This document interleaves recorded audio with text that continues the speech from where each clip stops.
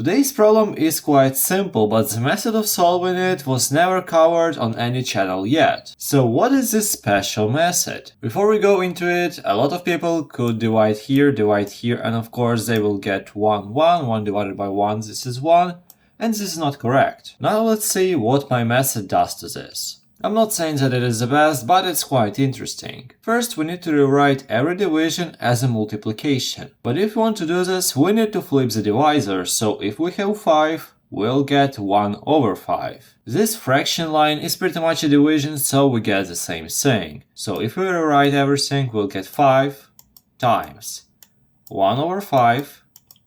And here the same thing, we divide by 5, or we multiply by 1 over 5.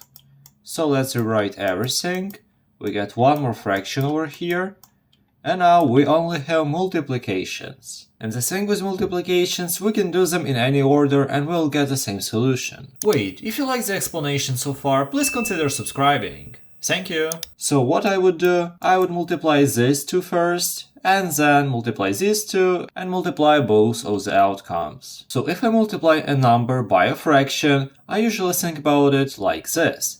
We just take a number and multiply it by the numerator, because 5 is pretty much a 5 over 1.